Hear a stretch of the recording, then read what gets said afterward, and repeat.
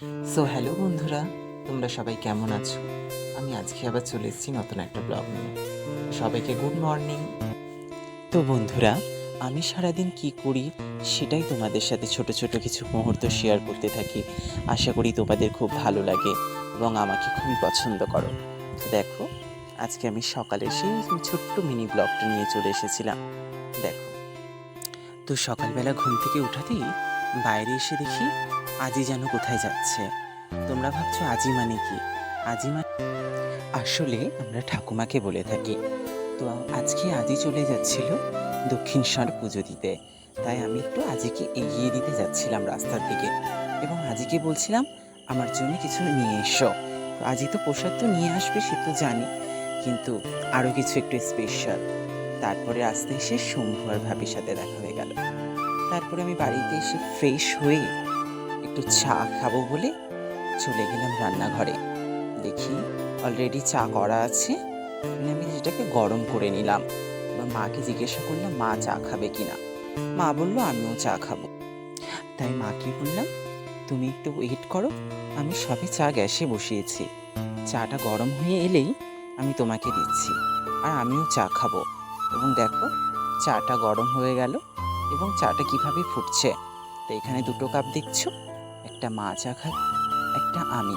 তো চলো চাটা আমি আগে ছেঁকে নিই।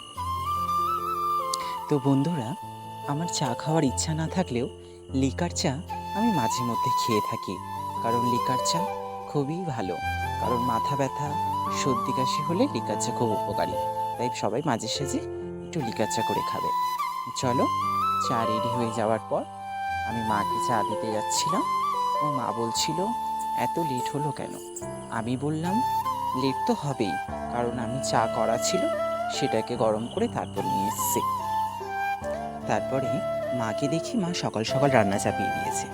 আসলে বন্ধুরা, আমাদের সকাল 9টার মধ্যে রান্না কমপ্লিট হয়ে যায়, কারণ আমার দাদা সকাল 9টার মধ্যে কাজে বেরিয়ে যায়। তাই আমাদের সকাল 9টার মধ্যে রান্না কমপ্লিট করতে হয় আমার মাকে। আমার মা অনেক ভোরে উঠে সব বাসি কাজ সেরে তারপরে রান্নায় বসে এবং আমার মা ঠিক 9টার মধ্যে রান্না কমপ্লিট করে দেয়। এটাই আমার মার সকালের রুটিন। তো আমি মাকে বলছিলাম আজকে কি কি রান্না করছো।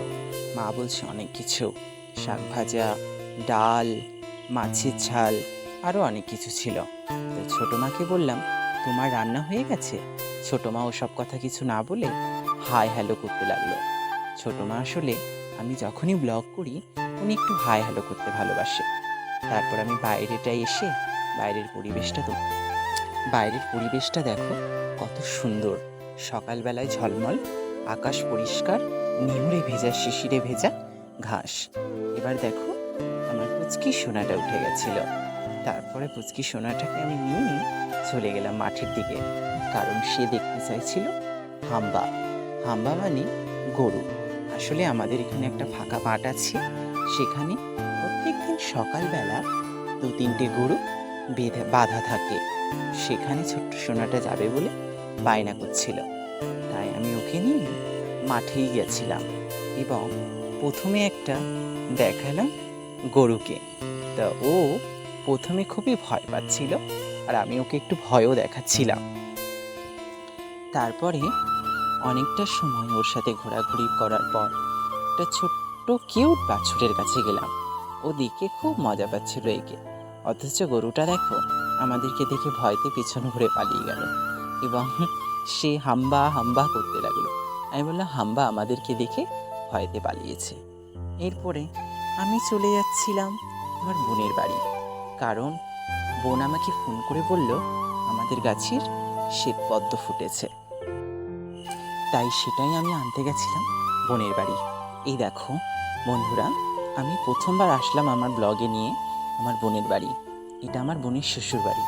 হ্যাঁ, আমার বোনের শ্বশুর বাড়ি আমাদের পাড়াতেই।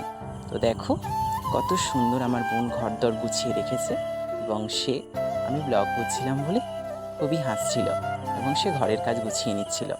তারপরে আমি তার কাছ দিয়ে শ্বেতপদ্ম ফুল নিয়ে বাড়ির দিকে রওনা হলাম, কারণ বাড়ির দিকেও ছিল আমার অনেক কাজ। তাকে বললাম আমি আর এখন রাস্তা দিয়ে যাব না, আমি এখন মাঠ দিয়ে বাড়ি যাব। আসলে আমার বোনের বাড়ি যাওয়ার দুটো রাস্তা আছে, রাস্তা দিয়েও যাওয়া যায় আর মাঠ দিয়েও যাওয়া যায়। তারপরে আমি মাঠ দিয়ে রোদের মধ্যে পুড়তে পুড়তে চলে আসলাম বাড়ির দিকে। দেখো মাঠের চারপাশটা কত সুন্দর ঝলমল করছে রোদে, বেশ ভালোই লাগছিল দেখতে। তো গল্প করতে করতে আমি পৌঁছে গেলাম বাড়ির রাস্তায়, এবং আমার হাতে প্লাস্টিক দেখে আমার পাশের বাড়ি টুনটুনি কাকিমা দাঁড়িয়ে পড়লো আমাকে দেখে। সে বারবার বলছিল, তোর হাতে কিরে ওটা, তোর হাতে কিরে ওটা। আমি বলছিলাম কিছু না, এবং সে প্লাস্টিকটা খুললে দেখাতেই দেখে ফেললো আমার শ্বেতপদ্ম ফুলটা, এবং বায়না করে বসলো দুটি নেওয়ার জন্য। তাই আমি তাকে তার বাড়িতে তার ফুলটা দিতে গেছিলাম, এবং দিতে গিয়ে দেখি তাদের বাড়িটি খুবই সুন্দর। দেখো কি সুন্দর আলপনা করেছে, কত সুন্দর দেখতে লাগছে না? খুবই সুন্দর হাতের কাজ। তারপর আমি কাকিমার বাড়িটা ঘুরে ঘুরে দেখিয়ে দিলাম। কাকিমার মেয়ের হাতের কাজ খুবই সুন্দর। চলো বন্ধুরা, আজকে ব্লগটা এই পর্যন্তই। দেখা হচ্ছে পরের ব্লগে। বাই।